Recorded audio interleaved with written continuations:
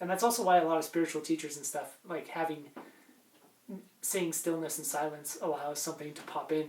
It's just like why most people in the world can't really wrap their head around what a lot of the like deep stuff is, like a lot of the ancient wisdom and whatnot, is they're looking at it from a framework, and it's really hard to perceive something that has just popped out in a totally different like paradigm because somebody sat in silence, and now they're trying to explain to everybody else, just sit in silence. They're like, but that's not in my framework. Why would I sit in silence?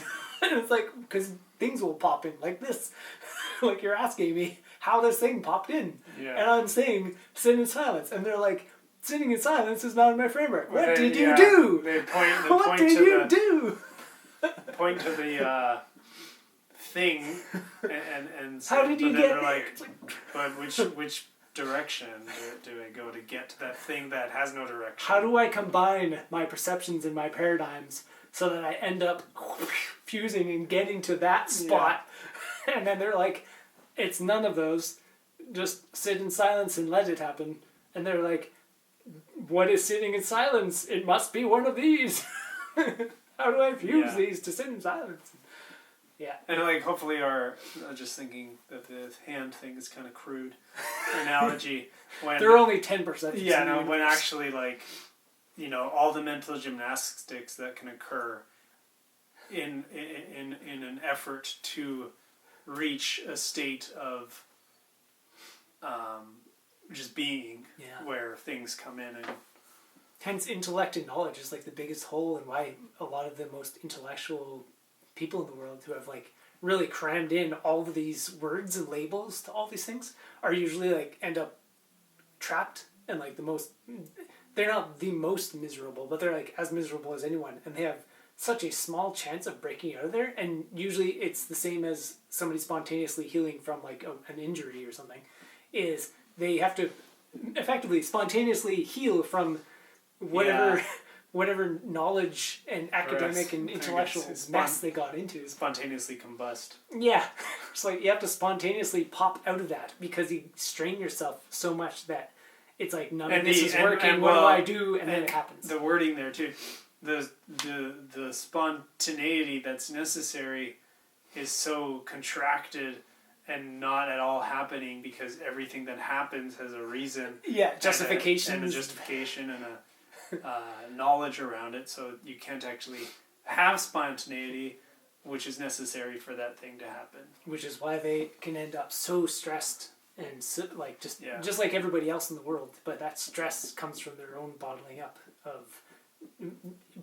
not in like bottling up emotions or bottling up like understanding why there is stress. I'm gonna plug this up with like skepticism and reasoning and all this other stuff, analysis, and like there has to be cause and effect and chains and all this other stuff into this bottle.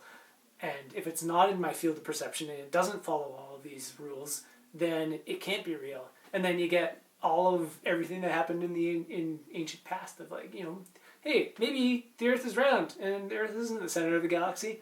And today, can you like anybody who is wrapped in that ball is doing the same thing as the people who thought like, Earth was round, or anything, any of that old stupid stuff. There's just so much stupid stuff that we thought in the past, like collectively as a humanity, and the intellectual ball of just trying to use this to see this is what stopped people from perceiving new things in new ways forever. And it's still happening to such incredible degrees today, and it having access to like all information and knowledge or whatever makes those bubbles more big. But it also, when you have all of the information, there's more cracks in it. Yeah. So it allows more people to be like, wait, there should be, and pop out. Like, yeah, it's like it doesn't quite fit, but they're trying. Like you have more content and more justifications, reasoning, and information to jam it really hard to keep it in that bubble, but there's more cracks than ever, and it's just like it's a constant battle within people who are in the era of information. It makes sense that this has become like the greatest battle. Like, how do we define things? How do we make sense of all this? And making sense of life has become such a big deal, and it's like, it's not. But go ahead. Yeah. So, what can people perceive that they have no idea that they could perceive it? Yeah. When we have no idea how to perceive something. Well, not only that. What can they perceive, but then how do we perceive that?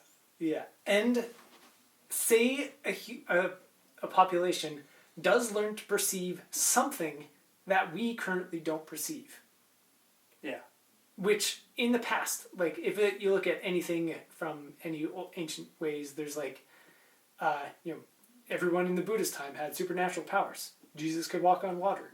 All around the world, there, like, any ancient culture talks about anything from spirits to elves to aliens to, just normal stuff, like, again, like spontaneous healing via witches or like weird shamanic practices, like all sorts of stuff.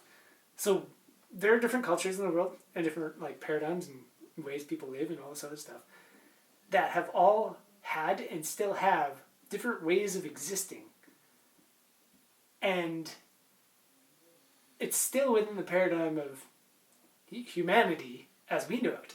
Mm. But we've taken one of infinite trajectories and infinite paths to be where we are. So what the heck else is there? And if humanity did pop into a different direction, or we open ourselves up to something else, one of those 30 ways happens to be one of our stories, and we have 30 of these stories, but there are infinite ways. We've picked 30